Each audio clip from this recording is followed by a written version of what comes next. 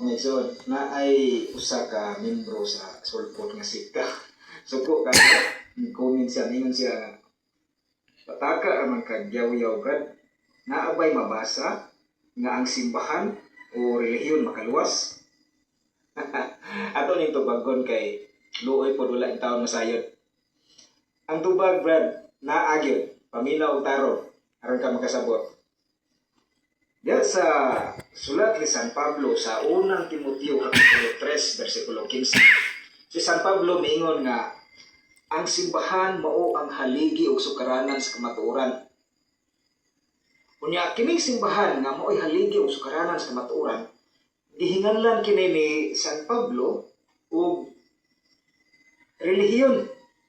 Naa sa verse 16. Unang Timoteo kapitulo 3 bersikulo 16. O sa ikaduhang Sa unang Timoteo chapter 3 verse 15 ug 16. Sa verse 15 ingon ang Ginoong Dios, apan kung malangan ako kining sulata, mo'y magtudlo kanimo kung unsa o nato sa pagkinabuhi diya sa balay sa Dios. Kanang balaya mao ang iglesia sa buhi nga Dios nga ang haligi ug ang sukaranan sa kamatuoran. Ang pasabutan ni sa picture 15, gi-image na sa Ginoo sa langit. Mo nag-image sa Ginoo sa langit. Nya kaning 16 nag-ingon siya, walay makalimod unsa kadako ang tinago sa atong relihiyon. Ilalom no. Ang pasabutan ni sa 16 sa unang Timoteo chapter 3 verse 16, walay makalimod unsa kadako ang tinago sa atong relihiyon, o diba? Dili na siya ingon nga relihiyon sa Katoliko. Ang pasabutan ni sa tanang simbahan nga motuo nga si Kristo manluluwas. Dili ingon nga ang simbahan mao'y makaluwas. But ga pataka-taka ara ka. Dabay simbahan makaluwas, wala man uy. Wala simbahan na makaluwas sa tinuod lang.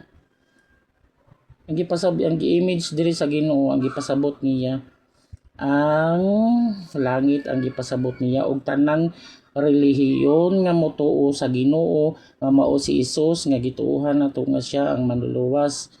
Unya ang sumpay sa 16 mao ni nagpakita siya ingon nga tawo og namatuod og namatud-an nga matarong pinagi sa espiritu og nakita siya sa mga anghel.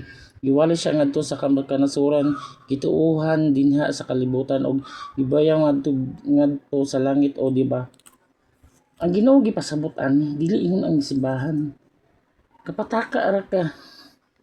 Ambot asa na saag na imo ang utok. Kapataka ara man ka uy.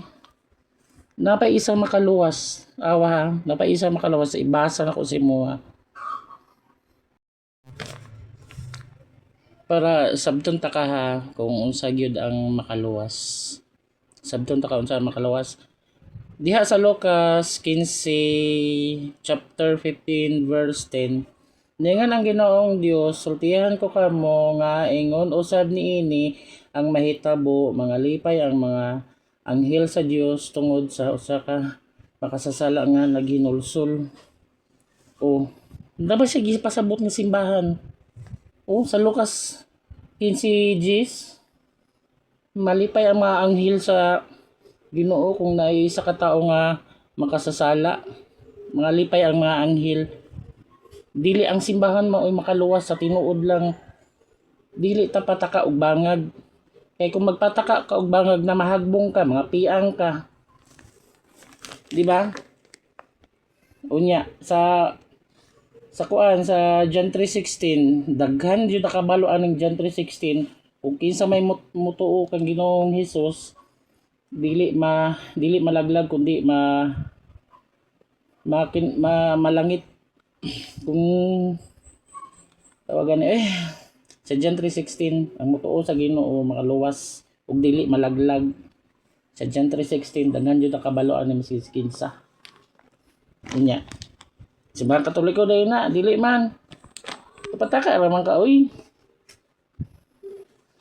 Mo nagiingon ka sa Ginoo nga makaluwas, biyaan nimo imong salaog sa pagtuo. Ug buhaton nimo ang gisugo sa Ginoo. Ingana iyang gusto sa tao kung gusto ka maluwas buhaton nimo mahimo kang sulugoon sa Ginoo. Dili ingon nga pagsulod nimo simbahan luwas na pataka. Pagpuyo oy, ang dili lang jud ka kabalo mo sabot.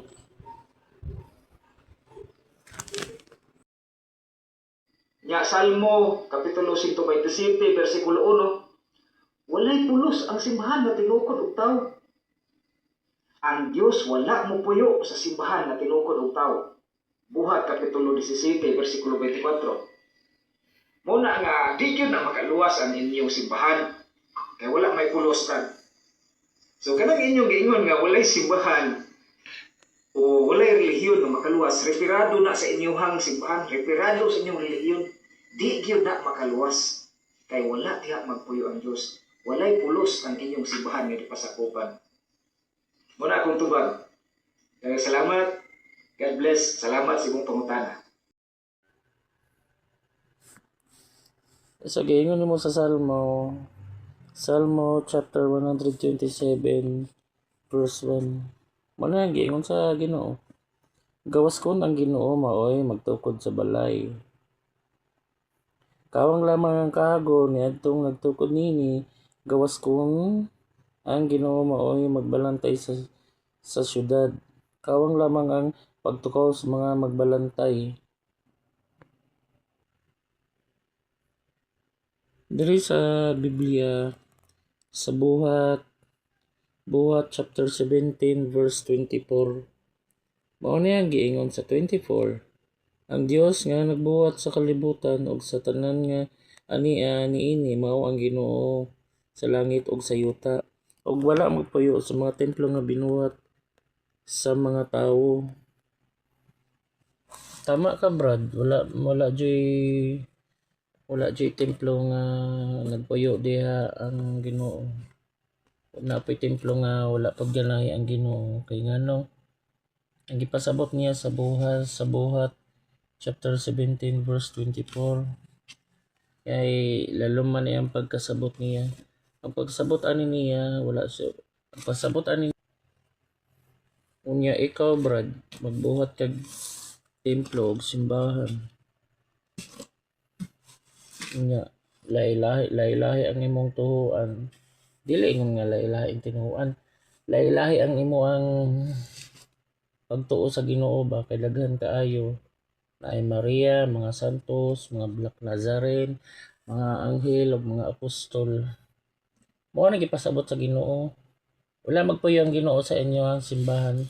Kay ngano? Usaon man pagpuyo sa Ginoo sa simbahan nga mas Kristo gani ino kay manuluwas. Usaon niya pagluwas inyo kung klase inyo napay Maria yung giampuan o etc. Kay nagpasabot manggod ng Ginoo dapat ang imong attention dapat kung nakay simbahan dapat ang attention ninyo dapat ang Kristo lang ug ang iyang amahan. Mao lang inyong tagaog atensyon. Dili nga ingon nga klase-klaseng Ginoo niyo tuuhan daghan kaayo. Diya ka sa Katoliko mao ning pasabot sa Ginoo. Unya ampuan pa niyo si Maria mga apostol. Murag kanang dili siya murag kanang ay murag yun siya murag himo niyong kapantay ang Ginoo ba og mga si Maria og mga apostol. Mutaw mo ko sila ha. Pero di mo ko matuong magluwas sila. Mao ganing nagsacrifice ang Ginoo sa iyang kinabuhi niya no. Gihatag niya. Pero kinsa tumutuo sa iya mo maluwas. Remember, dili magpuyo ang Ginoo sa mga simbahan kung daghan Ginoo ang inyong giilhan niya. Masigskin sa panginyong giampuan. May ngana, di ba balik-balik akong istorya. Masa pagluwas sa Ginoo sa inyo naganit sa John 3:16 no, wala ganit sa giisgot yes. Mismong niya kaugalingan mo giisgot niya. Mao gani itong naa sa Biblia sa Mateo manggoro to nga ang dili mo tuo sa anak dili ka kita sa amahan. Unsa nimo pagkita sa amahan kung dili nimo ilailaw ng iyang anak, di ba? Basta gipa-remind lang ta mo ang gusto mo. Kami manggod mga usapot na mga born again. Mas giila na mo ang Ginoo. Wala may ila-ila mas kinsa. Ang Ginoo bida mong giila-ila. Siya manluluwas. Siya ra makasalba sa mo. Tilingon nga si Maria, mga anghel, mga apostol. Dili oy. Yaya raman ng ngana. Pagkatalang, dagang salamat. Amen and God bless sa tanan. Magbasa tag Biblia. Dapat mag-ampo ta mga ana para kasabot ta. Dili ingon nga magbasa-basa lang wala pag-ampo. Di magkakasabutan na.